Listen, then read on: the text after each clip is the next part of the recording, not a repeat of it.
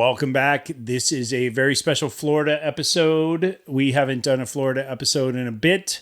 The truth is, we haven't really oh my God, could you even hear me? No. You didn't even care. You didn't even, you just went right into the episode and didn't even care that I didn't have my mic. I should just leave and let you do this episode. You were all like, welcome all stars with your mic and everything. I'm good with that. Okay, You're just fine. giving all kinds of attitude tonight anyway. I'll just watch you do it. Go to bed. Go. Check the mic and make sure it sound right, boys. Hey listeners, ever wonder what it would be like to blow up your comfort zone at the tender age of 50? Well, we did just that.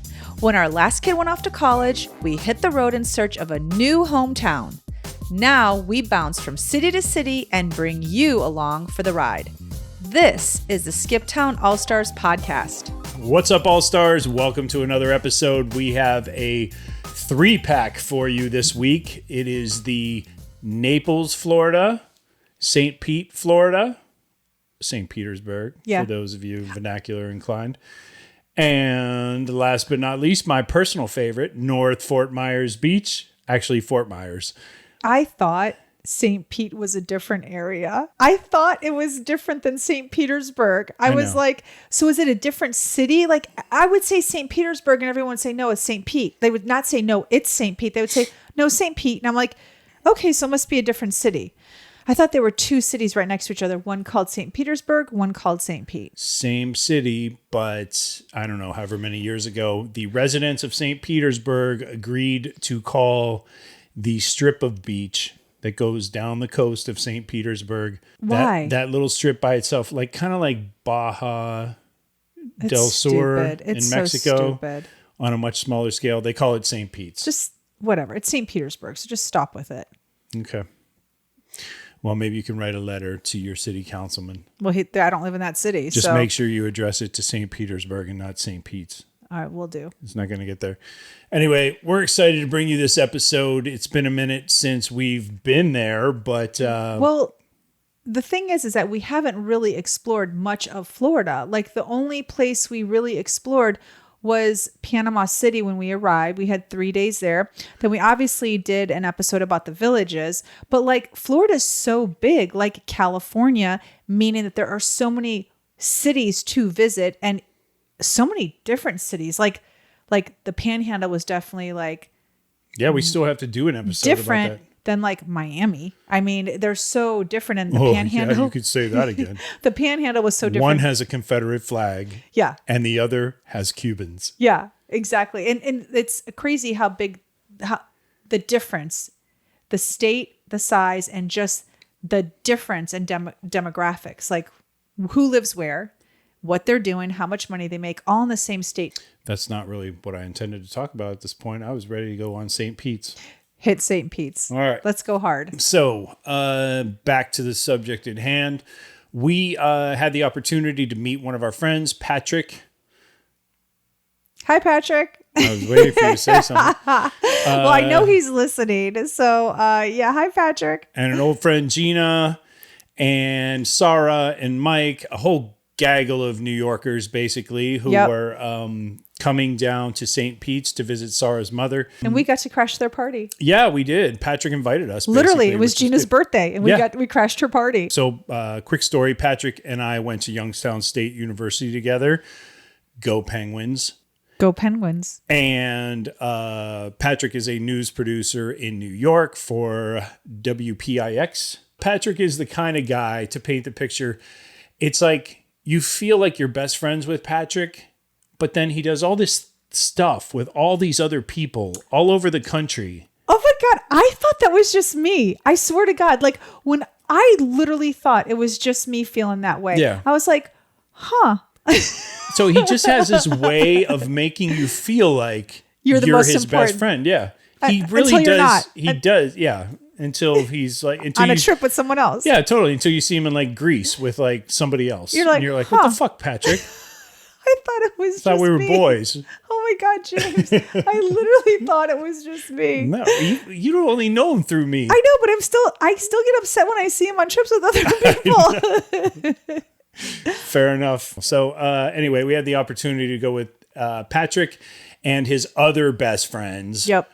to St. Pete's. And we were actually scheduled to go to Savannah at that time. And we blew off the trip to Savannah because we're like, well, if he's going to come down here, then we got to catch him. Absolutely. And we were able to do so. We went to a hotel called, what the hell was it called? La Zamora. Yes. La Zamora. Okay, so here's the deal with St. Pete's. I don't know if it was law. Anyway, so La Zamora is on St. Pete's Beach. It's really pretty. At the time we went, it was incredibly cold. It was like 28 degrees in Florida that weekend. He was so pissed off. He said, we'll be laying by the pool by the time you guys get down here. And we said, okay, cool. And then when I texted him, he said, I'll be the one wearing every single article of clothing I brought in my suitcase because it's so cold right now. Yeah. So poor Patrick, he was expecting a sunny, balmy Florida vacation. And instead, he should have just stayed in New York. Yeah. But we met up with him. We met up with Gina, the birthday girl, represent. And we met up with Sarah and her husband, Mike. Yep. And Sarah's mother, Kaisa, who was living in that area. And I believe she lived in Gulfport, right? Yeah, she did. Yeah. Mm-hmm. Yeah. Very sweet lady. So we got to spend time with them. We met them at a place called Drunken Tacos in a section of town called Gulfport, which I think that's on the mainland. Yep. And it's a little south, I think, of St. Petersburg, I should say. I think it's north, but go ahead. Oh, it's north of, Maybe. Yeah, like she said, it's north of, anyway, just look up Gulfport and go there. It's a really cute area, super safe. We were able to park the car. We had our junk in the back and everything. Yeah. Didn't worry It's for a just second. a traditional, like, Florida beach town. Yeah, it felt like a little beach town. Yeah, it was really cool. It was literally a Florida beach town. Had a lot of character and charm. It had some older houses in the area. You know, the thing you run into in Florida a lot is the sort of cookie cutter communities. And then you'll find once in a while these beach properties. I know you didn't just look at me right now. And you find these like these beachy towns that are super cool and have a lot of like old school flavor. St. Augustine is great. We found out Mount Dora was great. You know, you get houses that have been around for, I don't know, 80 plus years, 100 years. Yeah, I think that 60 years. Gulfport, you're not allowed to tear the houses down and build McMansions. Like you're not allowed to do that. And that's so nice. I know obviously people with money want to come in and destroy the landscape and build their perfect beach house and take up 4 lots. Don't do it in Gulfport. They won't let you. Yeah. They're not interested in you ripping everything down and building a McMansion. So Drunken Tacos was good. It was a fun time. It was. Got to meet and talk with everybody. And then... you know what's really cool about Gulfport? I'll tell you this. Not something you would ever notice. So you know how like landscape, like when...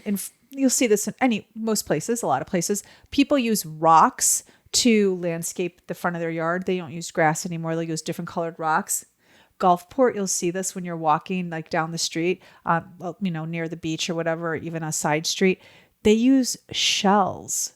Oh yeah, that's right. They use shells instead of rock, like for their landscaping. Yeah, for their gravel. It was so cool. I was like, these are shells. Oh my gosh. So you just be walking on a sidewalk and like around, a tree where it would normally be rock or stones or something. It was all white shells. It was really cool. Super cute area. Lots of restaurants, little shops. So we went to the historic Peninsula Inn after Drunken Tacos to get a little cocktail. You had your bad pina colada. I forget what I had. I had some sort of gin Ricky or something. I'm just kidding. I had what's the drink right now that's in all the memes? I have no idea. We did one. We did the old fashioned? No. It was like something Negroni. I had a Negroni. We did one. We did a TikTok with a Negroni. You're right. It was the dumbest. Stop it. That was really funny. It got a lot of views. No, it didn't. It did. It did not. It did so. Go ahead. Lie to everyone. Anyway, I had a Negroni. And you know what? At first I was like, oh God, what is this? But Patrick ordered one. I was like, oh, sure. I'm game.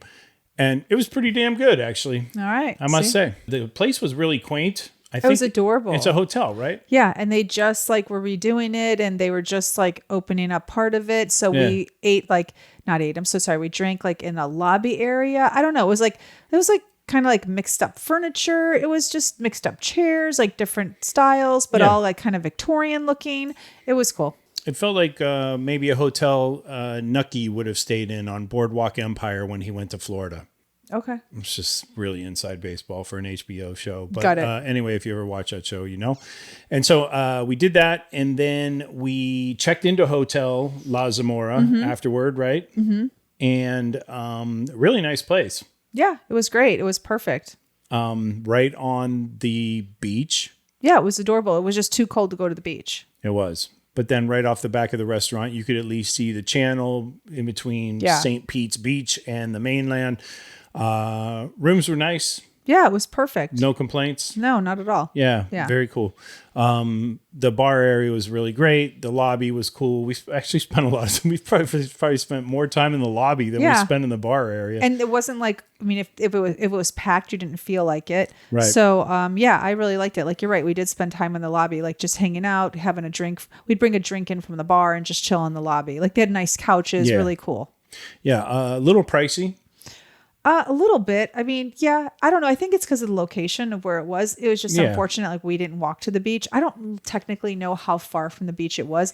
I couldn't. Oh, no, the beach was right across the street. Okay. Was there a walkway? Did you see? I believe so. Oh, okay. That's definitely why. It was a little hard because the day we were there, A, it was freezing, Yeah. so we didn't go to the beach. And B, there was some sort of event.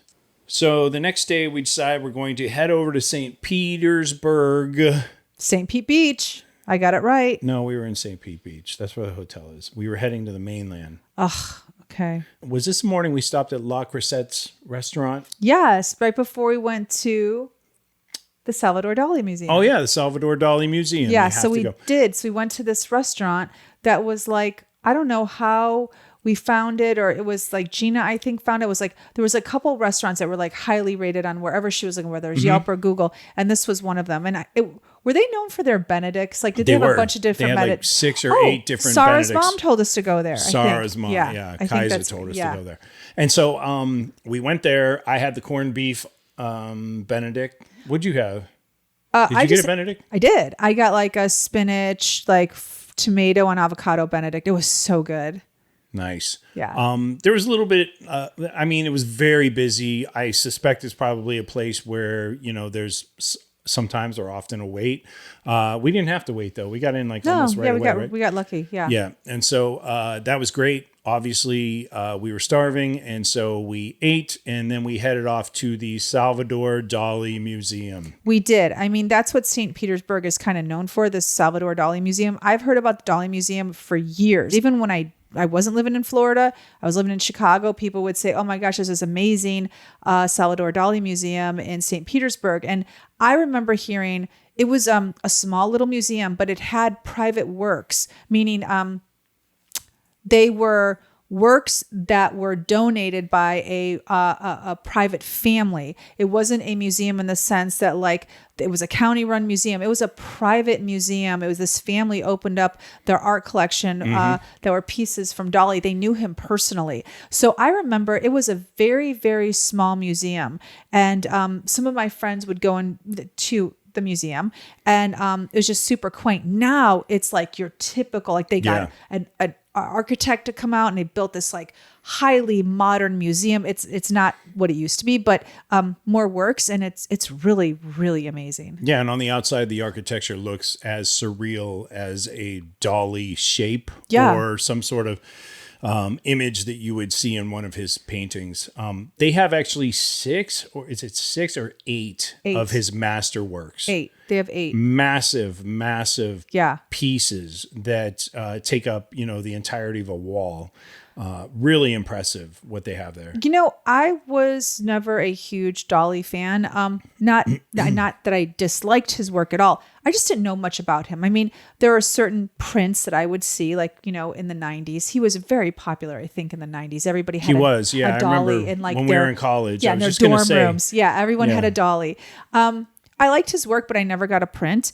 I learned so much about him as an artist, and then just to see like any artist, like where they started and where they ended and how different their work changed. And Yeah. I loved it. I loved it so much that I would go back and I would I'll bring Ellie maybe when she comes to visit, Yeah, or the one of the kids would girls. enjoy it, sure. Like, it's such a cool experience. The great thing about him is that he was around for so long that you had like an advantage with him as an artist that you don't often get. And that is all the different eras and how his attitude changed as he got older. He actually left the surrealist movement.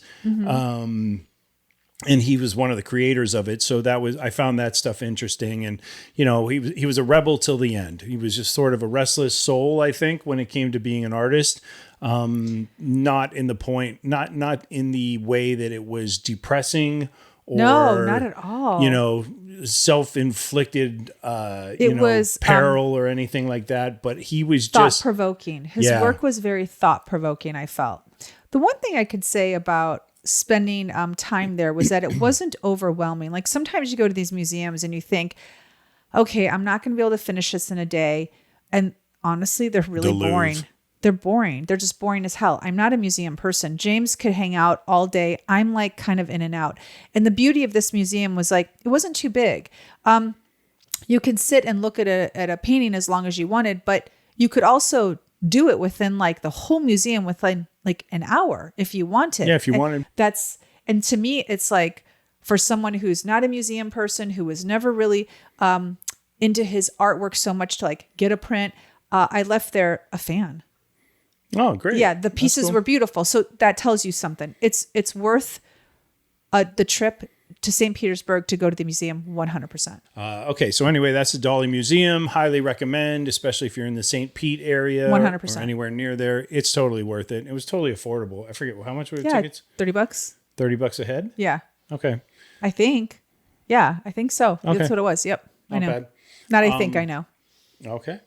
And then what did we do after that? Is that the night we went to Verducci's Okay, Pizza? so we went to Verducci's. Yeah, we went to this Italian restaurant. I think Sarah told us to go to this Italian restaurant. So we did as a group. Yeah. Sat down, family style appetizers. We did all that stuff. We did a charcuterie board. Yeah, it was really funny. The waiter was thoroughly annoyed that we were there, and he would continuously tell us not to order what we wanted to order. And we would still order it. That's right. He told me not to order what I wanted. He told Sarah not to order what she wanted. Yeah. And we were a fairly big party. I mean, we were there were 4, 6, 7 of us. And then a group of sorority girls sat down on the other side. It was like somebody's bridal shower or something. Like, we were in the big party room. And like, there were 2 other big parties. And when those girls sat down, I think everybody at our table looked at each other like, we need to get our order in right now, pronto. So I went safe. I went with the pasta bolognese or something like that. What was it? What'd you get? I got spaghetti. Because whatever you got, that's what I got. I got spaghetti and meatballs. Oh, okay. I got spaghetti and meatballs too. I liked mine. You, not as big a fan. No, hated it. The best was at the end of the spaghetti and meatballs. I didn't eat any of it. I had a half a meatball. Yeah, and Patrick was like, well, you should take it with you and put it in your refrigerator in the hotel. And no, he wouldn't stop. And I couldn't say to him, this sucks, because Sarah suggested the restaurant. She's sitting right across from me. And so Patrick was like, you're not going to take that? And I was like, no. And he said, why aren't you going to take that?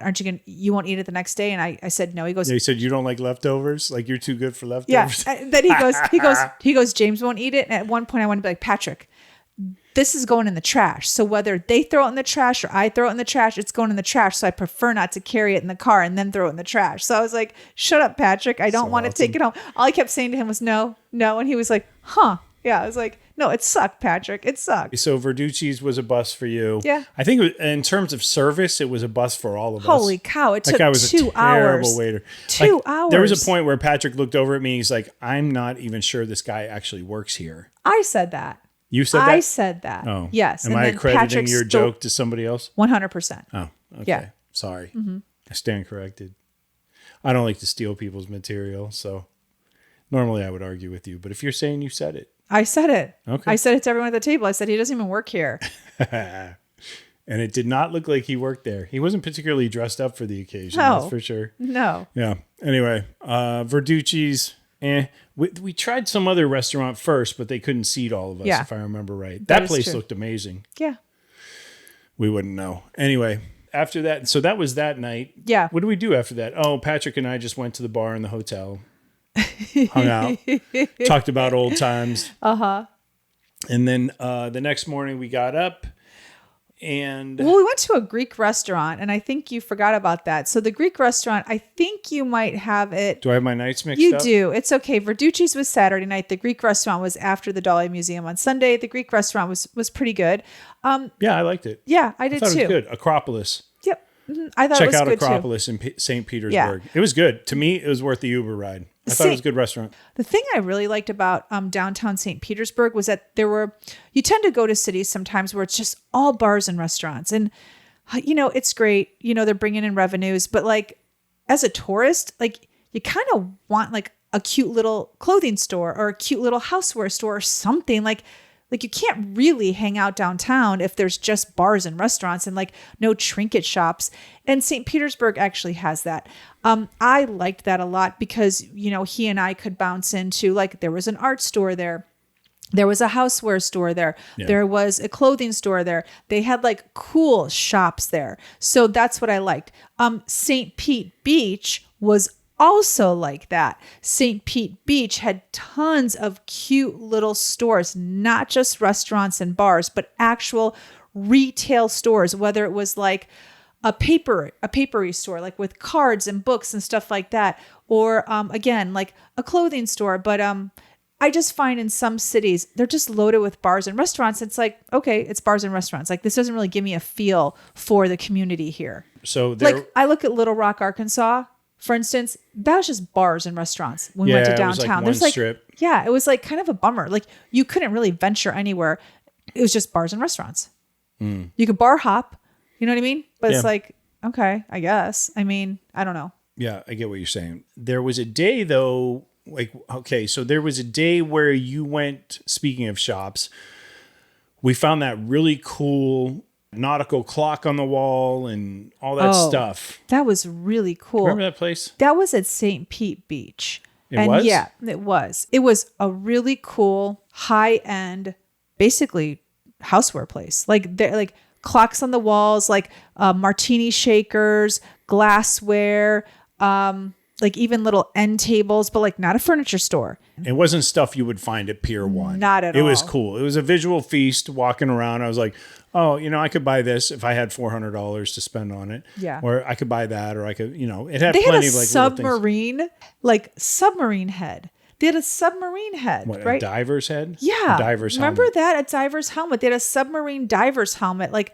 on the wall. Like it was the coolest thing. You could purchase it. It was so cool. Yeah. But it wasn't just like limited to nautical themes. It had like little motorcycle, like tons of stuff that would look great in a home office. Anyway, it was a cool place. Yeah.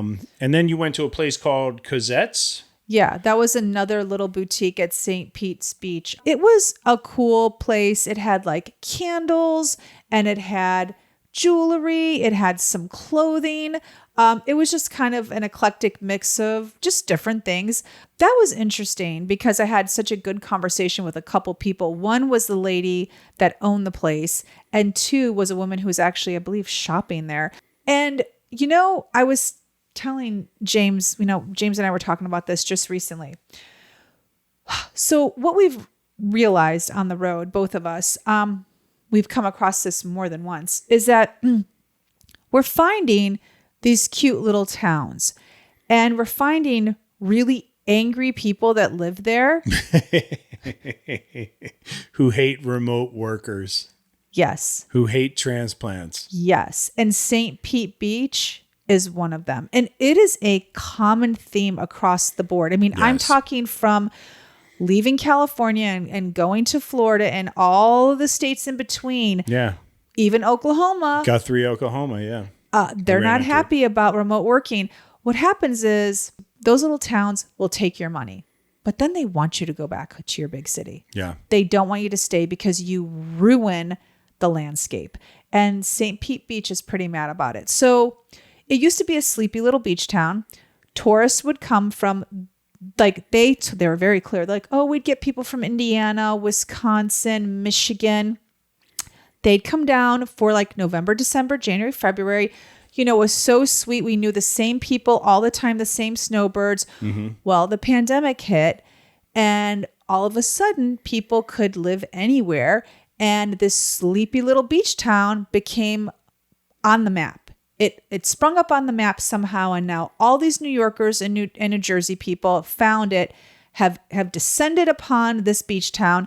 And according to the residents of St. Pete Beach, they've ruined it. They've literally ruined it. They said pricing has tripled. So if you lived in St. Pete and your kid wanted to buy a house, you can forget it. I mean, it's honestly the same story we've been hearing. Yeah, we heard this in Boise. Sure. We've been hearing it everywhere, though, because remote working has allowed people who lived in the big cities and were paying $4,000 a month for a one-bedroom apartment to come to a little beach town in Florida and buy a home and pay, $100,000 for over asking, because heck, they can get a house on the beach for $500,000, and that's a steal when you're paying $4,000 a month. I think remote workers are an easy scapegoat for this, and certainly during the pandemic, or after the post-pandemic America, where people are moving to different spots. That's the whole gist of what we're doing. Those hidden gems aren't hidden gems anymore. That's the thing, and I get people that. are mad. I understand that, but I don't think it really is a result of remote work. I personally feel like it is a result of the evaporating middle class. There's no such thing as a middle class salary or annual income that can allow you to afford these beach towns anymore. It's just not in the cards for you. But St. Pete Beach, that's what they were complaining about. People were affording it. And now they're That's making what I'm it saying. impossible to live there. But it's not because of remote working. It's because the wealthy are getting wealthier and the poor are getting poorer. Okay, but their point was, if it wasn't for remote working, people wouldn't have descended upon that city. They just wouldn't have. I understand that. That's a fact. I know what you're saying, and I'm saying that's bullshit. I disagree. I think it's true. You think it's just because of remote workers? I do. I think that remote working allowed people who, of course, I think there are certain. They didn't make up these numbers. Certain job they categories. Didn't make up these numbers. I think there are certain job categories that allow you to make such a living where you would be considered by most countries' standards to be upper class. Yes, or to be upper middle class. But you couldn't move before. You were stuck in whatever city was affording you that paycheck. Now you can work somewhere else. So why not pick a city that's cheaper to live in and, buy a house there, and you don't mind paying more money for that house because it's still cheaper than living in New York. So you're telling me one computer programmer moving to St. Pete's Beach is doing having more of a financial impact than the real estate agent who has 6 Airbnbs. My point is, it's not just one. That's no, what they're I'm saying. saying. Pound for pound, which adds up to more? You have one person that owns 6 properties, and you have one person that owns one property. Of course, but that's not the 6 Airbnbs aren't overpopulating St. Pete Beach. Absolutely. That's not it. I disagree. I guarantee. So you're there are telling people me the scooping up shop properties. owner and the lady that lived there is They're full wrong. of shit. Yes. Okay, that's just stupid. No, I disagree. It is. It's not stupid. It is, because you're telling me that they're wrong. They live there. So you're telling me. I think it's easy for them to point at somebody and say, yeah, ever since Joey and Kyle and Teresa moved James, in, we've heard this they're a across sign of the other things. board. I know. We've heard this across the board. I know. And they're all wrong? I don't think there are 30 people moving to Guthrie, Oklahoma that are now remote workers. I think they're building a development community. What do you think? Okay, what are you thinking then? They're just doing it for the hell of it? I'm thinking a developer moved in and is developing the land and is selling that land. But people have to come. 3 times totally. So people are coming. Yeah, people are coming. Nobody's going to move to Guthrie unless they can. Nobody, I mean, what, you're not making any sense. We've heard this from everyone. Okay, so let's see the percentages. Washougal, Washington. Let's see the percentages. Let's see the percentages of those people who are actually working out of their house. I just don't believe the numbers are there. I'm sorry. I don't. I believe that if you're talking about 5 major cities in the United States. So let's say Los Angeles, New York, Chicago, Seattle, Boston, or whatever the top 5 cities are. The migration from those cities, you mean to tell me out of all the towns across the entire country, they've totally dissipated and ruined the markets in all of these there's just not that many remote workers who have moved. So you just think it's normal people who are. I think the cost of living is going up, and I think it's a little harder to make a living with inflation as a middle class salary earner in the United States of America. But they can't afford. They can't afford St. Pete Beach. Like the middle class, we couldn't afford St. Pete. Like let's say 3 years ago, they said it all started in 2020. I don't know. I'm sorry. They live there. I think they know. They can. Those 2 women were able to tell us, and I think they're wrong. Okay. Well, I think first off, you don't know. Okay, I talked to them. Oh, where were you? Where were you? That's one anecdotal example. It's a business owner. I want to see the numbers. It's a business owner. It's a single business owner who suddenly realizes she doesn't like people from New York. One person is supposed to represent 100 people. You know I don't. Right? That's in a survey. That is not statistically based anywhere in science. In my science. Your pseudoscience of bullshit. I read that. I know that one person represents 100 people. It's like if you see one cockroach, you know there's 100 cockroaches. Oh, that may be true. Oh, but with people, it's not. Okay. People hate us, and we're from Los Angeles. They don't like us wherever we go.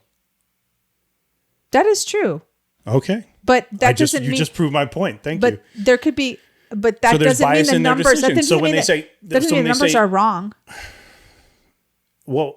Yeah, I mean, okay, so they may not like the New Yorkers, it doesn't mean the numbers are wrong. The numbers are still accurate, whether they like the person or not. Nobody's given any numbers. That's my whole point. Like, where is the data to back up this attitude or this thing that St. Pete is ruined by remote work?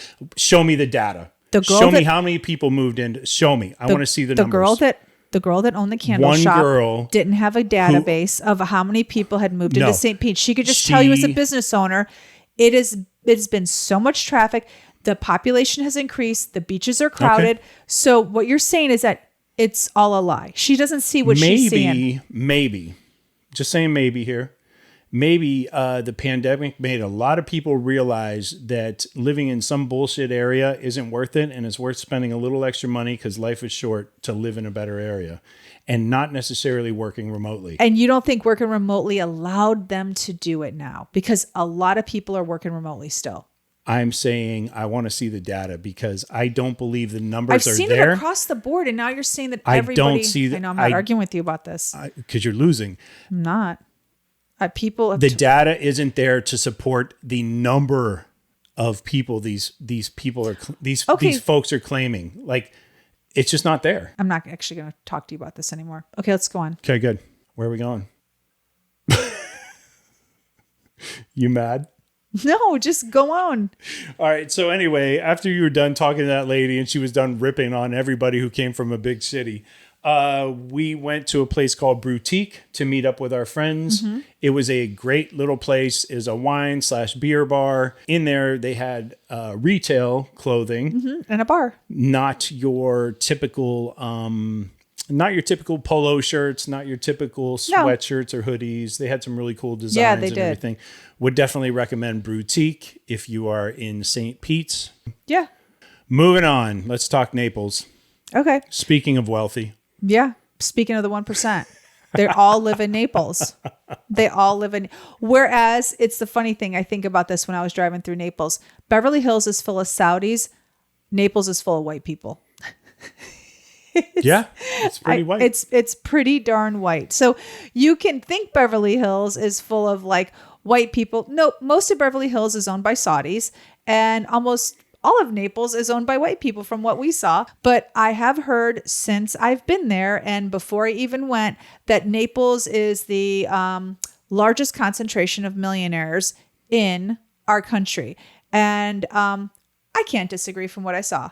So we were fortunate enough to stay in such a place. Oh, yes. With your friends, Jody and Mike. Yep. I should say our friends, Jody and Mike. That came out wrong.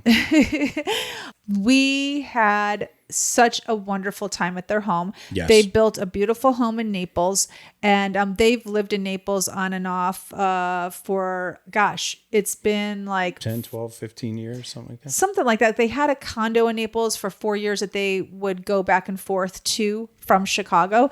And then they finally made Naples their permanent residence, I think 3 years ago. And they built this beautiful house. It's gorgeous. Okay, so just think of Coastal Living magazine. That's Naples. Everywhere you turn, it's one beautiful home next to another beautiful home. Lots of luxury cars, lots of golf courses. The beach is gorgeous. Just, it's pretty. Like, I cannot stress enough. It is pretty. It really is. A lot of the people that live there only live there part-time. So you see these beautiful estates.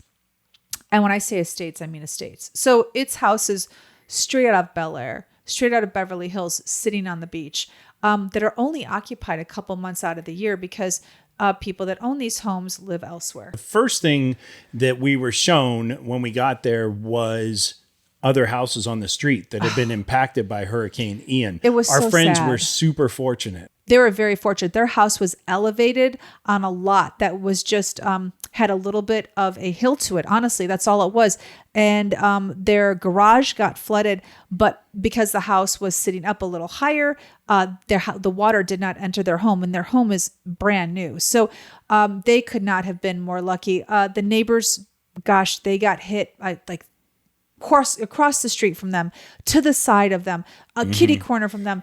You would see these beautiful homes that just looked perfect from the outside and empty on the inside because of the mold. So the only way to restore that house is you have to completely gut the inside, tear the drywall down, put fresh drywall up. I mean, you have to strip it down to the bones, really. And it was so sad. I mean, Yeah. so, and they were explaining to us too that like some people can't rebuild. Like they can't rebuild because it's too costly, because maybe like, I don't know, they were explaining to us like now the permits are different. Like the house they had, kind of like the Malibu fires. Remember, people just couldn't rebuild because Malibu required so many different like permits and upgrades, requirements. changes in zoning. They were explaining to us that they were like their neighbor had to, the guy across the street, unfortunately, like he was selling the house, and it was a beautiful home because it was just too expensive for him to gut the whole house and try to redo it. I don't know if some people didn't have insurance, just a lot of issues. And it was sad. But I have to say, it's interesting because once we left Naples, we went to another town in Florida. And it's so interesting to see how that town still has remnants of the hurricane very visible, but Naples, not so much. And it just goes to show you like that, like the amount of money in that city can move things along so much quicker. Yeah, I was going to mention. So we ended up taking a tiki boat tour. We did. Which was fantastic. You bring your own champagne, you catch it. I forget the name of the bar, the restaurant where you catch these tiki boats, but it really is just like one of those circular tiki bars on pontoons. And we had a captain, and we got to sip champagne, and he took us around and showed us a few areas where either the waterfront properties had been damaged. There were a couple of yachts inside. Yachts. There were a couple of yachts lots. inside their shelters that were damaged, even though they were moored inside. They were docked inside their shelters. They still got damaged. There were several. There was a boat in the middle of the bay, if I remember right. Mm-hmm. And then there was sunk. There was a boat sunk just sticking out of the bay, like half in, half out. And I said, "What are they going to do with that?" And he said, "They might tow it. They might leave it." Yeah. And there were a couple that were up on land. Yes, that is true. It was really odd, I have to say, seeing a boat out of water, like in someone's front yard. Yeah. And I saw that more than once. That was really odd. Yeah.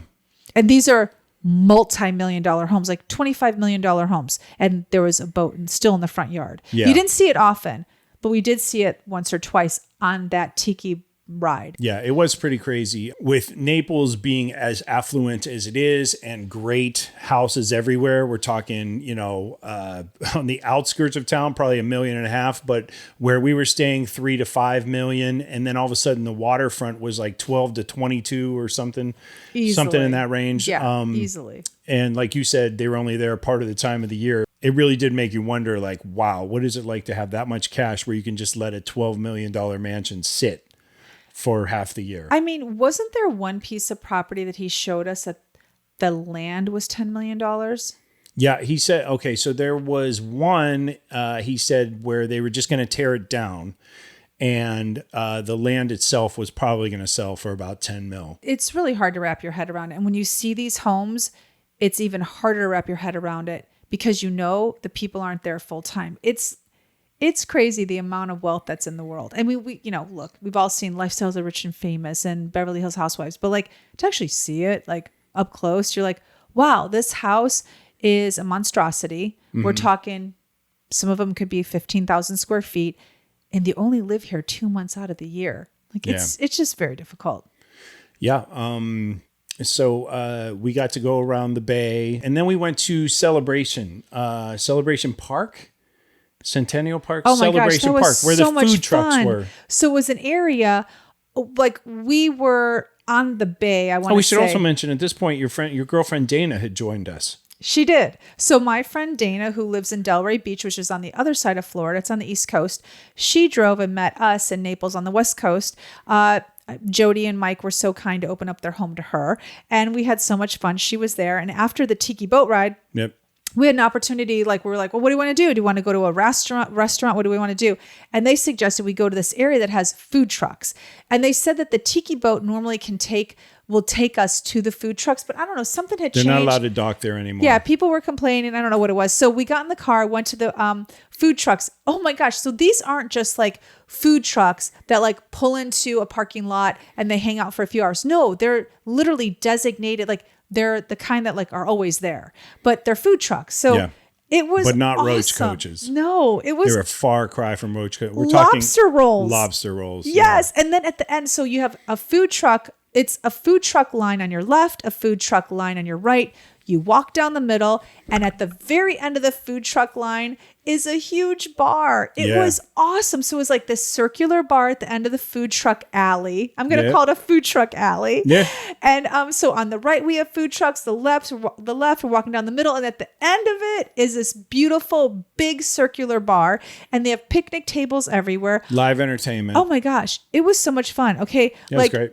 I don't know what food trucks like are in your town, but in this town, a $30 lobster roll was coming out of the food truck. It was nice. I mean, I didn't have the lobster roll. I went a little cheaper. I got the gyro, and it was really good. And then I got a gyro too after eating the lobster roll. Mm-hmm. It was so good. And it was just a really fun way to end the evening from the tiki boat ride, sunset ride. I can definitely say that in Naples, eating and drinking is kind of the thing to do. I mean, you obviously have the beach. Golf. And golf. There's plenty of golf courses there and country clubs. But really, like, you can get such good dining experiences while you're visiting there. So there's so much to eat and, so many places to go. So you're never going to run out of options when you're visiting Naples. That's for sure. Yeah, the downtown area where we ate, we had a few Italian dinners there, I think. Yeah, two. Yeah, we went to a couple different places. One of the first restaurants we experienced while we were there was a place called Alberto's. And that was a really good Italian restaurant. And then I went this other one called Malto. And that was also a delicious restaurant. That one was just a different style of Italian, but both excellent, both downtown Naples. I would suggest either one for anyone visiting Naples. What was the one where we sat on the sidewalk? That was Malto. And they had the little martini bar inside. Yes. Yeah, that was a good place. Yeah, I really liked that place. It was really, really cute. There are plenty of hotels to stay in Naples.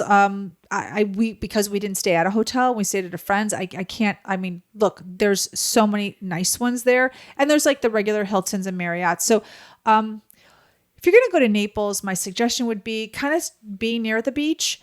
It's a beautiful beach, and the downtown area, it seems like there's so many different places in Naples to go to that you don't necessarily, I feel like, have to be in the downtown area. I feel like if I were going to go and didn't have a friend, I'd go to the beach area. Like I'd stay near the beach, because everywhere around the beach, also there's like places you can walk to grab food. It's, I don't know if you necessarily, need your car there. You do need a car to get there. But once you're there, I think you'll probably find that you'll be on foot quite a bit. So I was working that week, Monday through Friday. There were sections of town you saw that I didn't get to see. That was my question, I guess. It's like, do you need to rent a car there? I felt like you don't necessarily need a car there. That was my thought, because even when we ventured away from the downtown area and went toward the beach, there were still so many areas to grab food. There was so many areas to like go and get like, a cute little bathing suit if you wanted. Like there was still a lot of those places to go on foot. So for me, I didn't feel like you needed a car in Naples. I just didn't. I felt like if you wanted to go downtown, you can Uber. But it is one of those cities where if you wanted to get a car, it'd be I think pretty easy. Like you could find parking. You can navigate pretty easily. So, too. But I just don't think it's necessary. Like I don't like, everything seems within reach. Like there are some cities we've been to, everything is far apart. You kind of need a car. I felt like Naples was not one of those cities, just from what I experienced. Got it. Any case, so frosé, it's frozen rosé, and it is the drink in Naples. So if you are going to Naples, you have to order a frosé. It also has a little vodka in it. Oh. Yeah. That was the kick. That's why I packed quite a little punch. Yeah. I thought it was just wine. Oh, no. Oh, yeah. It was really good. There's a little jab in there. What's up, listeners? We asked for your input and you delivered. The recommendations for new places for Denise and I to check out are pouring in, and this week we wanted to highlight a message we received from one of our listeners, Dan, who had a lot to say about Iowa, but even more to say about a place called Door County, Wisconsin.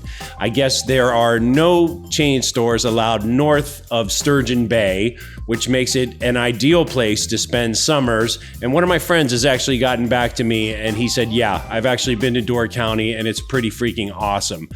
But all that said, Dan and his wife are currently in Arkansas, and he gave us a lot of intel after our Little Rock episode. Dan says, if you head into Arkansas again, turn north at Fort Smith and head to the northwest corner of the state. If you can make the drive during the day, you're going to love the views and you'll be able to find some good barbecue around the Fayetteville-Rogers area. Fayetteville is the true college town you think of, aka it has the University of Arkansas there, and surrounding towns like Springdale, Rogers, and Bentonville are all growing fast. Bentonville is getting a little more expensive as the downtown area housing market has exploded, but there's lots of biking and mountain biking trails in the area. It's a great place for concerts and lots of little boutiques, especially in Fayetteville. So that's our input from listener Dan. We appreciate everybody who submits to us. And Dan, check your inbox because you've got a $25 Amazon gift card as promised to all of the listeners who get their submissions read on the show. Now, back to the episode. We were very fortunate, and we got to experience the country club life. We did. In Naples. Yeah. So we got to spend a couple hours golfing at a place called Pelican Bay. And if you're a golfer, my guess is you probably have heard of this country club. I'm sure. I'm not a bona fide golfer. I'm just a very seldom occasional golfer, and I know where Pelican Bay is. Okay. So it was quite the experience. It was your birthday, too. It was. It was a great way to spend my birthday. I was going to just sit in the cart and watch everyone play golf, Jody, Mike, and James. And then at the last minute, I was like, you know what? I'm going to try it. What the hell? And I have to say, it exceeded all of my expectations because I had zero expectations. I've always thought golf was the most boring sport. I thought it was very slow paced. I pictured men talking about their wives, Well, hitting the golf ball and saying, "Hey Joe, what's going on with your accounts? Things at the office?" Yeah, like I just like it's the slowest game ever. Like blah. No, I was wrong Only about on TV. everything. Like, first of all, it's not a slow game. You have to move very quickly because lo and behold, there are people behind you that are right up your ass that want to play golf too. And if you're too slow, you slow their game down. Yeah, by the 6th hole, they were bearing down on us. I literally wanted to flip them off. And Jody's like, no, you cannot do that. I'm like, We are members here. yeah. She's like, I'm like, why are they up our ass? Like, what's happening here? And she's like, we're going too slow. I was shocked at how fast you have to play this game. So it's not like I could even I would take my time hitting the ball and she would say, take your time. Then she would be like, hurry up, take your time, hurry up. Like we got to go. Yeah. It was so much fun. I am so close-minded about certain things and golf was one of them. And I'm like totally converted. Like I want to take lessons. I want to get clubs. Yep. Like I'm like, oh my God, like I want to do this. But everyone has informed me that not every course is like Pelican Bay. What do you mean by that? Oh, because Pelican Bay is amazing. Yeah, everyone's like, and we were on the baby course as well. We played the Pelican course, I believe. Okay, so everyone, since I've been there, everyone has said to me, well, not every golf course is like Pelican Bay. So I would say Braemar in Los Angeles, Braemar Country Club is very nice. It's on par. Oh, in terms of aesthetic, I don't think it's the same. It doesn't obviously have the same character or history as Pelican Bay. But in terms of being beautiful and all that, Braemar was really nice. I've only golfed a few places. So okay. That's like, other than Pelican Bay, that's the nicest. I just feel like I got so lucky to have my first golf experience at such a beautiful country club. Well, what you were even more lucky about was you totally crushed it as a beginner. I could not believe how good she did. Everyone said I did. I guess I did. God. There was a green, I think it was like the 5th or 6th green. I was hacking the ball. I had just gotten to a point where I was driving okay, but my middle game was not very good. And, just trying to get the thing up onto the putting green was really giving me problems with the wedges and all that stuff. And I remember there was one where I hacked the ball like 3 times in a row. And finally I sent it, but it only flew about maybe 80 yards, 3 yards or 3 feet above the ground the whole way. And I sat there and I was like, okay, that'll do. I can play that.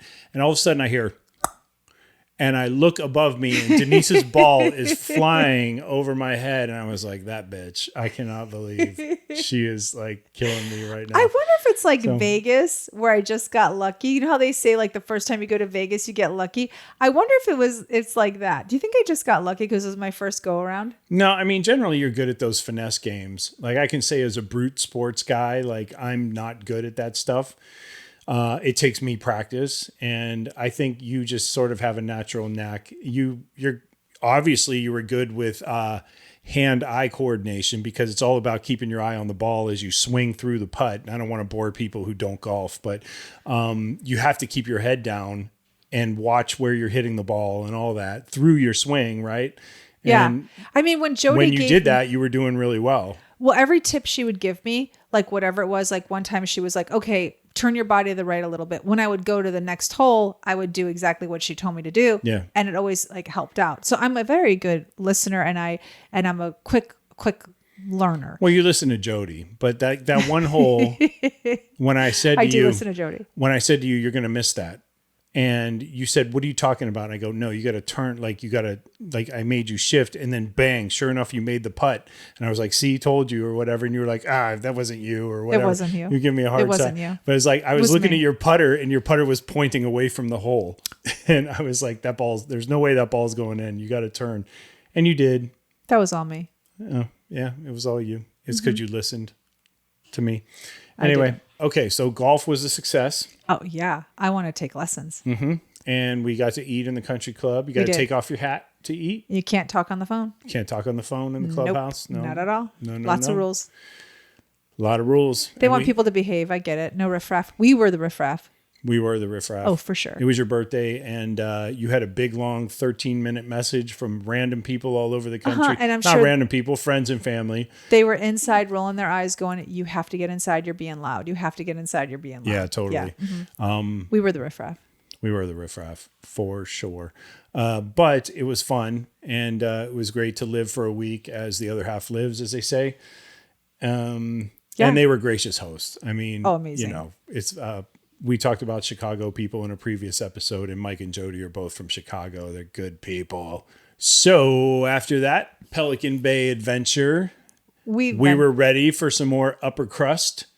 And we decided we were going to head to North Fort Myers, yes, where my family lives. Woo! It was more of a down home destination for me. Obviously, I have not seen my aunt or my uncle or my other aunt since my mother passed away in 2018, something like that. It's been a while. Yeah. So I knew that they were living in Fort Myers, and reached out, and they said, yeah, you have to come stay for a couple of days. And so we went to their little retirement community. I think it's the Deltura Golf and Resort Club or something like that. Is it Tura or Toro? Toro, maybe. Yeah. Del Toro, Tura, Tura, I think. Okay. I was overjoyed to see them. Obviously, you know, we're talking North Fort Myers, so all the mansions were behind us in Naples at that point. But it was fantastic to see them for a couple of days. And, you know, my Uncle Fred, we actually talked about Uncle Fred in the holiday episode. Oh, my God. Uncle Fred's the best. He is the best. And Aunt Barbara's Barb is a the saint. best. I know. Aunt Barbara's a And we also saint. talked about Aunt Patty in a previous episode too. Anyway, so these are all characters you've heard of from my life at some point. They are all Ohioans who have transplanted to Florida. My Aunt Patty goes back and forth, so she does the snowbird thing. But you know, it's easy to say I was very looking forward. And when we left Naples, I think they were only like 45 minutes, an hour away, something like that. That's about right. So we went through Fort Myers, went to North Fort Myers, found their little retirement community where they live. And they're a golf cart community as well, so everyone has a golf cart. They are. Yeah. But the best thing about their retirement community is the pub, because that's where everyone hangs. And it is like awesome, because like you go in and Uncle Fred's already there. Yep. Everyone knows who Uncle Fred is. Yep. It's just so much fun. It's like a Cheers, but like with golf carts. Yeah. And if it were Cheers, then my Uncle Fred is Norm. So, and there's a Cliff who hangs out with him.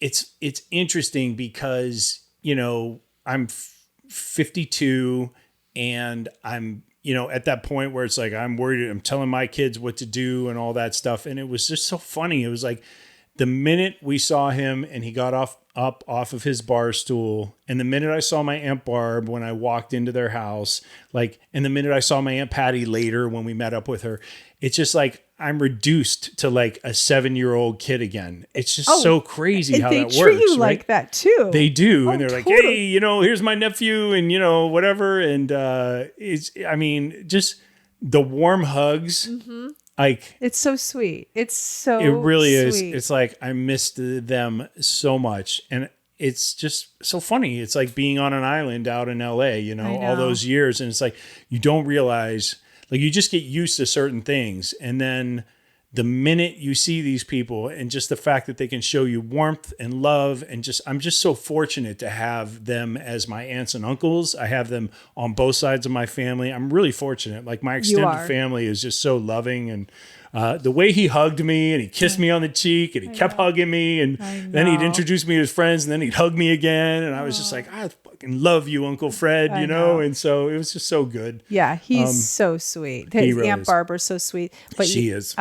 They're very, very welcoming. They've always been like that. I mean, we're very lucky, and I'm very lucky because they make me feel very included. Yeah. And they sold the 160 acre ranch in Ohio, and they're living in this retirement community. And I asked him, you know, how do you like it? He goes, well, I'm good. I don't have to be my own groundskeeper anymore. It's true. So he really is enjoying his life now. She's enjoying her life. He works at the Home Depot a few days a week. Uh-huh. We laugh about that because we know he's Uncle so funny. Fred is just there to make friends. Yep. He clocks in. he makes some friends Yep. and he clocks out 3 hours later. I said, so what do you do? Just show people like where the hammers are and stuff? He goes, some days I don't even have to do that. And so I'm just like, what are you doing? Just walking around with a clipboard all day? You know, he's like, no, he's like, you know, I find stuff to do and keep busy and all that. So it's pretty cool. it. And my aunt works for Allegiant Airlines. She's figured out a way to get some pretty sweet perks to go on standby flights. She flies for free, and all she has to do is like, she's the person that pushes the people in the wheelchair to their gate. Yep. That's it. And she works like 4 or 5 hours a day, and she works just a few days a week, and she gets to fly for free. That's pretty awesome. Really smart gig you've landed for yourself there, Aunt Barb. Props. So yeah, she gets to go see my cousins in Ohio all the time. And pretty great life they're living there. So let's talk about Fort Myers then. Yeah. So the first night we were there, my Aunt Patty was already out drinking with her girlfriends. Yep. Getting in trouble. The Shell's restaurant. So the Shell factory is this weird, like, I don't know, like Shell market place. Like, it's a tourist trap. Yeah, it's a tourist place where you stop and get shells. Yeah. But like they sell other stuff there. You can get sand in a bottle, stuff like that, I believe. Yeah. Like it's like a really it's a very Florida tourist shop. Yeah. And in the back, they have a place called Southern Grill. You can get barbecue. You can get fried fish. You can get... that place was packed and it was huge. It was there had to be... packed. Do you think there's 100 people there? 100? Yeah. At least. I mean, yeah. Okay. Probably 150, 200. Yeah. That's a lot of people. Yeah. And it was packed, and, you know, the beer was flowing and the wine was flowing and everybody was having a good time. It was a pretty mixed crowd there. It was a pretty mixed crowd. Yep. Mm-hmm. Old people representing, young people representing. Yeah. Just your good, like, swampy bar. They had a girl singing. Yeah, they did. Yeah. And, but, you know, for us, it was just all about reconnecting and meeting up with my family and all that. So we had a good time there that night. We were there for 2 days. Yeah, we 2 were there days. for 2 days. And I got to spend a lot of time at the poolside pub where Uncle Fred drinks. And so got to meet all the waitresses there, all the bartenders, and several of Uncle Fred's friends. We tried to go to a place called the Boathouse. Oh, that was ridiculous. Okay. That place was like 500 people. It was like, yeah, I was going to say it's at least 4 or 5 times the size of the Southern Grill at the Shell Factory. Would you say there was 400 people there? Easy. And they had a pool with big people. Screen TVs everywhere. Yep. They had a pool with people swimming and bathing suits on that they shouldn't have been wearing. That they shouldn't have been wearing. There were some sights that day. Yep. And there was also like an hour and a half long wait. So we decided we weren't going to stay there. And Uncle Fred really wanted to go to Applebee's, and we had to shut that shit down more than once. Yeah, we did. We said we did not come all this way to sit in an Applebee's. No, Uncle Fred. He was so mad. We wanted to take him someplace nice. And so we were really insistent upon it. So we went down to downtown Fort Myers, and he said, oh, there's plenty of places down there. Since we couldn't get into this one place with 400 people and an hour and a half wait. Yeah. We went to the River District, which is downtown Fort Myers. Turns out the Kearns Restaurant Group actually owns that boathouse that we couldn't get into. That I know. Yeah. And they owned like 7 or 8 of the restaurants. They literally own Fort Myers. It's crazy. Yeah. And their restaurants are all kind of themed, but I must say, done pretty well. Agreed. You know? It's unbelievable. Like, I don't know if it's a corporation that owns it or a couple families that own it, but whatever they're doing, just that one restaurant alone, I kept saying to you, this restaurant, they're killing it with the 400 people. They're killing it with the pool, with the bathing suits that people shouldn't have been wearing. Like, I couldn't believe it. And then you go down to Fort Myers and like every popular restaurant is owned by this Kearns Group. They own that place. So there's a restaurant called Capone's, which is, I guess, built on an old bank site or something like that. There was actually a vault in the basement. They have a kitschy little thing with like Al Capone allegedly was he not found there or whatever, but they have a glass floor that you can walk on and below you is the vault. Yeah, the actual room. From the bank, yeah. Mm-hmm. Whether it's the actual room Al Capone was found in or not, we'll never know. And then they have a restaurant called Izzy's. It was the oyster. Well, Al Capone was never found, was he? No, he was never found. So he wasn't found there, but it was an actual room. There. Yeah. Anyway, I think it was just their thing. No, it was an actual room. I read it. Okay. Anyway, it was Italian food there, obviously. The place was packed. Then we went to Izzy's Oyster and Bar, Fish and Oyster. Izzy's Fish and Oyster on the corner. That place was also packed. It was. We had one non-seafood eater in our group, so we decided, well, we're not going to go there. We are going to go to a place called The Lodge. Yes. Which was barbecue. And they serve it on the metal trays, Texas style, where it's like, how you want hot links? Do you want brisket? Do you want pulled pork? What do you want? And so we ordered a big, like, sort of family platter. Got our grub on there. Oh my God! And sure enough, we wanted to take Uncle Fred somewhere nice. And what happened? He's sneaky. He's sneaky. He kept getting up during the meal. Oh, I'm so mad. And I just thought he was right like now. stretching, and he had like gotten a little winded on the stairs, and He paid the bill. he paid the bill. He got up and was being sneaky and gave the waitress his credit card. And we weren't looking, and he paid that bill. And I was so mad because I ordered the extra brisket, and I never would have ordered that if I knew he was going to pay. We ordered all kinds of stuff thinking it was going to be on our tab. I totally did. I went I misbehaved on someone else's tab. Yeah. Yeah. So anyway, you have to check out that area. Some of the other bars worth mentioning is there's a Firestone, which is a rooftop bar, but I think you go in there and it's also like a gas station theme. Oh. That's the one where you walk in and the bathroom sinks are basically tires with rims. Yeah, it was cool. It was kind of like a higher end version of Quaker Steak and Lube. If you've ever been to one of those, the wing places. Okay. That are all over the sort of northeast part of America. The feeling I got from being downtown Fort Myers was it was old Florida, whereas Naples was new Florida. Yeah. Did you get that feeling? I would agree with that. Yeah. Naples definitely felt a lot more like new money. Yeah. And this felt just more like even the architecture was like old Florida. Like, and I don't mean old and like dirty. I mean like old and like architecture, like just like something out of a movie. Like, you know what I mean? Like I thought it was quite charming. Yeah, for sure. And so they took us through. There was a courtyard back there in one area. We walked around. It was really cute. There was a band playing. Yeah. There was more barbecue around that side. Now, downtown Fort Myers, though, just to let everyone know, it's not near the water. You can see the water, but it's from what we're told, we're 30 minutes away. So if you're going to do a beach, I would not suggest staying in downtown Fort Myers. It's not near the beach. Yeah, it looked more like a river at that point, or some sort of channel. Yeah. Where you could see. So anyway, that was great. They also have a bar called the Social House. The same restaurant group has a bar called the Social House. That's for your higher end cocktails and sort of, I don't know if it's farm to table, but I think it's sort of a more like made from scratch type place. I could be wrong because we didn't venture a lot around downtown Fort Myers. We did a little bit. It seemed a little more sleepy.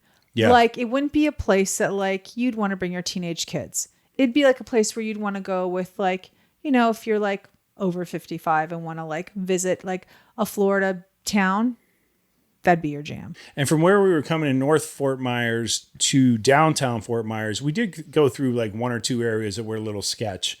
And then, remember? Yeah, we did. You're right about that. Yes, and be then careful. Before we got to downtown, you could actually see a lot of the boats that were pushed up on land and all that. Yeah, so it goes back to the one thing that we noticed, like in Naples, you saw very little of that, but in Fort Myers, you saw a lot of that. So again, you know, obviously the money tends to talk, and that really showed in our, you know, in our drive from Naples to Fort Myers, how the cleanup was a little slower in areas like Fort Myers, but really quick in Naples. Yeah. I also am told, when we were with Jody and Mike told me that he told me that, as many people that could basically paid somebody to take their yachts out of Naples and away from the hurricane. Okay. Whereas I don't think that was an advantage that a lot of fishermen or, sort of smaller yacht owners in Fort Myers boat had owners. that. Boat owners. They just didn't have that No, like Same you don't have that advantage. kind of money. I mean, yeah, that's true. If you have a yacht, then you have the money to have someone take the boat and remove it for you and take Out it of up harm's north, way, yeah. take it wherever, And I even said to the tiki boat captain when we were talking about this, well, can't they just put like the boats in a garage? And he said, no, because the hurricane will wipe out the garage. Because I thought, okay, well, they have the boats stacked in garages, right? Like, how they do that. Yeah. So just take the boats and get them off the water. And he was like, where? He said, you have to remove them, like get them out of the state or take them up north. And I was like, oh, I didn't even think about that. Of course, like what can withstand a hurricane? Like, very few things. So Yeah. a garage that houses boats may very well not sustain a hurricane. And so people in Fort Myers just didn't have that luxury. Yeah. Yeah. So, but we had a great visit with my aunt and uncle and other aunt. Yeah, we did. And within a few days, it was time to get back to work again. And I think it was around that time where I was really feeling the effects of having pneumonia. And You were. You had felt the effects of both a I head got cold really sick. Yeah. and breaking a crown. I did. Yep. It was awesome. In Naples, I broke my crown. And then in Fort Myers, I got a horrible, horrible cold. Yep. So yeah. So we were a mess. We were a hot mess. Yes, we were.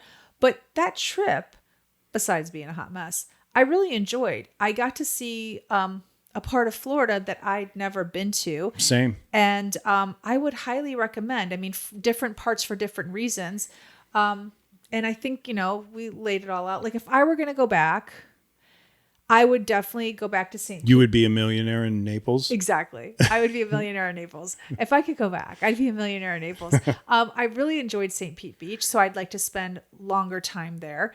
That is like Fort Myers, where it's old school Florida. Yeah. But St. Pete is actually on the beach, where Fort Myers, the area we were in downtown, was not. Yeah, That's the only it was downside. a bit more of a schlep. Yeah, only downside. We were able to see 3 cities in Florida. All 3 of them great for their own reasons that we were never able to see before. And you worked remotely from Naples. I did. Now, would you consider working remotely like for an extended period of time in that area? Did you like it enough to do that? Only if I could do it in St. Pete's, right next to where the ladies' shop is. Stop it. I'm just kidding. Yeah, of course. I mean, like, who wouldn't want to work in Naples? Are you kidding me? That was amazing. It's pretty dope. But Yeah. I would settle for Fort Myers. I agree with you. I think out of all 3 places, like St. Pete's for me still gets the nod. Because it's right on the beach. It is. And I think it also fits our personality profile a little more. Like, we're not afraid of, I don't know, maybe I'm probably only speaking for myself. I think you could adapt easily to the Naples lifestyle. Very. Yeah. I'm more of a St. Pete's kind of guy, I think. But I don't know if I get a few million in the bank. We knows? laugh because Jody, my friend, knows I'm not really a beach person. And one time Jody said to me when she came to visit me and I took her to Malibu, what don't you like about the beach? And I said to her, the sand, the surf, and the sun. Because Yeah. it's true. I don't like the salt water. The sun burns my skin and the sand I cannot stand. And she was like, oh my God. So for me to say that I would love to be by St. Pete Beach is really just saying I like to be by the beach. Doesn't necessarily mean I'd be at the beach. Yeah, you would never go. Let's not kid ourselves. But yeah, I mean, Naples was amazing. Just amazing. Everything about it was beautiful. But when you're talking like what's old Florida, what's like seaside, it would be a town like St. Pete. Okay. Very good. So let's do real quick rapid fire. Let's see what we can come up with. Top 5 and bottom 5. 3 cities: St. Pete, Okay. Naples, Fort Myers. Lump them all in. Okay. Naples, aesthetically so beautiful. So the top 5 is just the homes, like the homes in Naples. Like you can drive and just never get tired of looking at how beautiful everything is. I like the fact that you can walk around Naples very easily. Like there's different areas. So for me, being able to, like, we left Jody's house and walked to a couple different places where we could eat and shop and drink and go grocery shop and like just anything we wanted. I absolutely love that about Naples. St. Pete Beach, definitely in my top 5. I liked the downtown area of St. Pete Beach. Again, you need a car, but once you get there and you can park it, you can walk around the whole little quaint area quite nicely.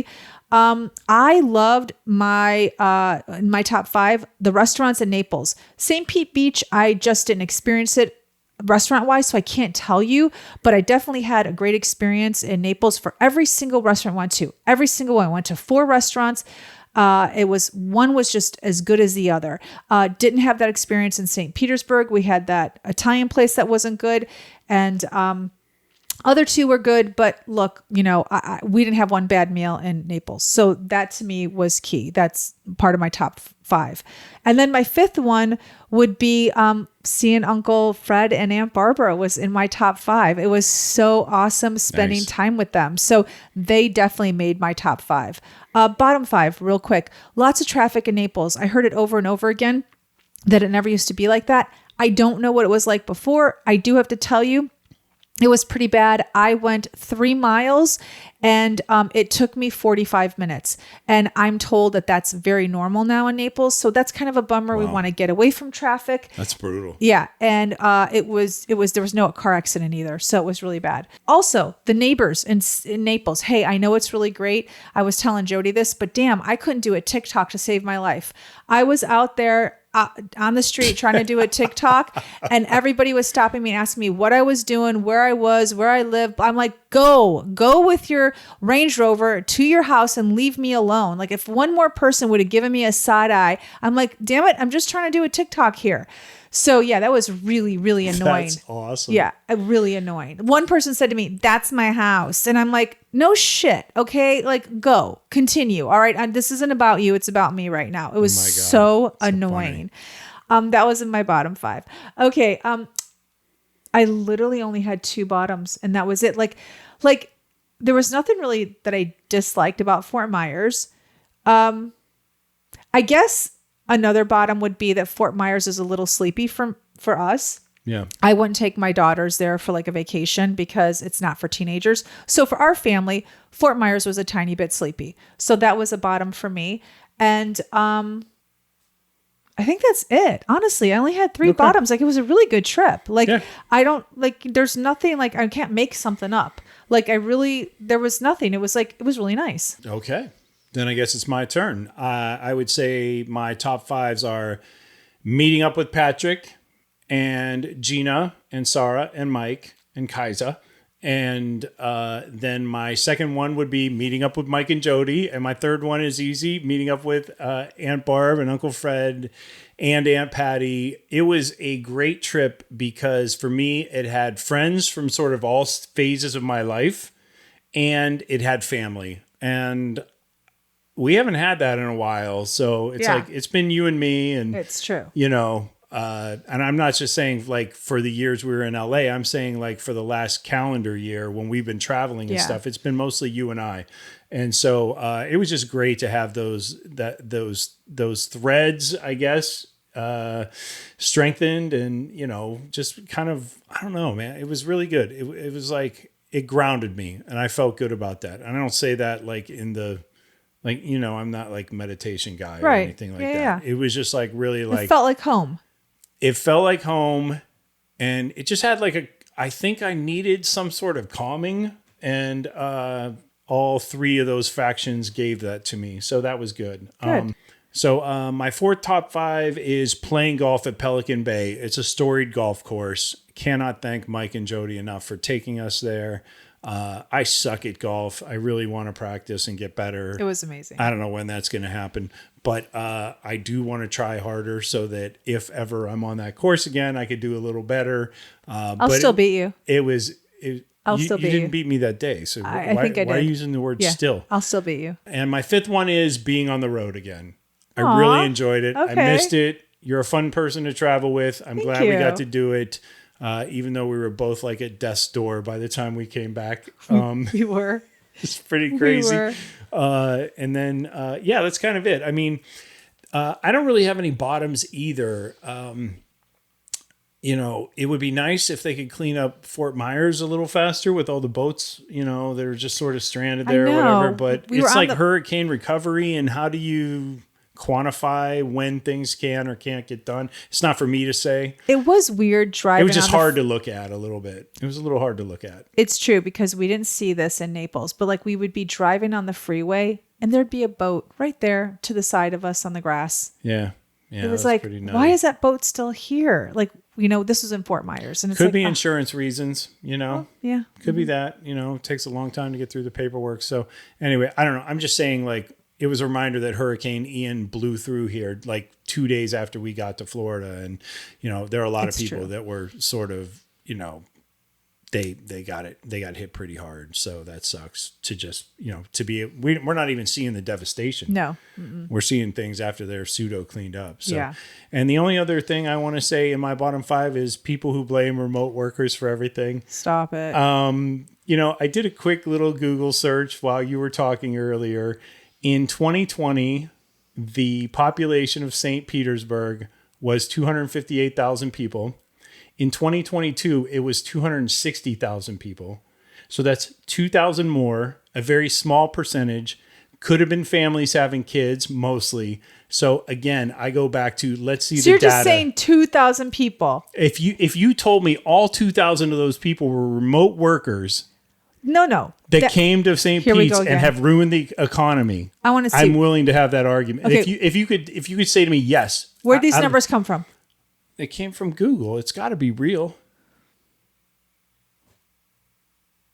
Anyway, I'm just saying, you know, a lot of people had babies during the pandemic too. So, you know, this little slight nudge in population. They're not in St. complaining about Petersburg, 2,000 people. I'm telling you right now. I'm going to have to look and see about real estate in St. Petersburg. Like I said, to be continued. Back, to be continued. Way back in the episode. To be continued. Bullshit. I call bullshit. That's enough for this week. I'm sure you agree. Yep. Check them out. Empty nest, full tank. See you guys next week. Good times, babe. You're a pain. Check the mic and make sure it sound right, boys.